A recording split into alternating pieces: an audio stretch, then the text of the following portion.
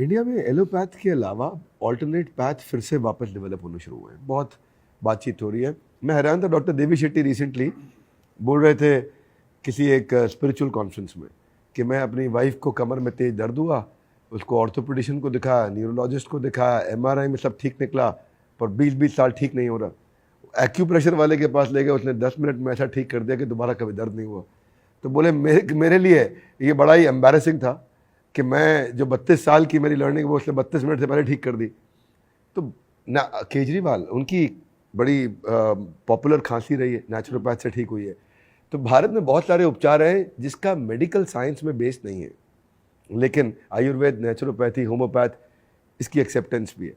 आपका क्या सुझाव है? एक अगर मेरे को न्यूट्रल व्यू दे सके कि दोनों तरफ के डॉक्टर एक दूसरे को रेकमेंड करते भी नहीं है, तो हम जरा आपको पकड़ लें इसमें ना ना ना, ना और आपसे निकलवाएं आंसर। आप तो, मैं तो एक पूरा कमिटेड हूँ आयुर्वेदा को। ऑल्टरनेट तो अलग है, मैं तो फ्यूजन कर रहा हूँ आयुर्वेदा और मॉडर्न मेडिसिन की, एलोपैथी की। आपको ताजुब होगा कि आज मैदानता जहाँ बैठे हैं इसमें आयुर्वेदिक हॉस्पिटल है। मेरा इतना बिलीफ है, और मेरा ये बिलीफ जो अभी कंप्लीट नहीं हुआ है वो ये हुआ है कि आने वाले टाइम में एक मेडिसिन बनेगी जो फ्यूजन होगी एलोपैथी और आयुर्वेदा की, जो दुनिया को रूल करेगी। क्योंकि उसके क्या उसके गुण होंगे? गुण ये होंगे कि जैसे एलोपैथी एक काफ़ी एडवांस साइंस है, हम या तो दवाइयाँ देते हैं या टॉक्सिन्स देते हैं, जैसे ये पॉइजन्स हैं, एंटीबायोटिक भी है, कीमोथेरेपी भी है, ये सब पॉइजन्स हैं जो बॉडी को देते हैं डिजीज़ को मारने के लिए। उसके साथ साथ हम बॉडी का भी नुकसान करते हैं। दूसरा है, हम सर्जरी करते हैं कि अगर जो कोई चीज़ गुमराह हो गई, जैसे कैंसर बन गया, तो उसको काट के निकाल दो, वो भी ट्रॉमेटिक है। ठीक है। तीसरा फिर हम कहते हैं कि अगर जो उसके साथ साथ ये केमिकल्स और फिजिकल सर्जरी के साथ नहीं हुआ, तो उसको रेडिएशन कर दो, कि सबसे मोस्ट पावरफुल एक एक्सरे बीम लाओ जिससे वो शूट करके उसको डेड कर दिया जाए टिश्यू को। उसका भी प्रॉब्लम है।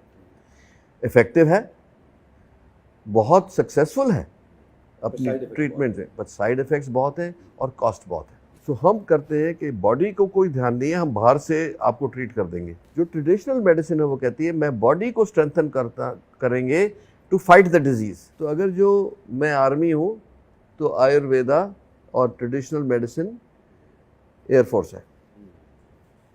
ठीक है, मतलब ये दोनों जक्स्टापोज हैं, दोनों में गुण है।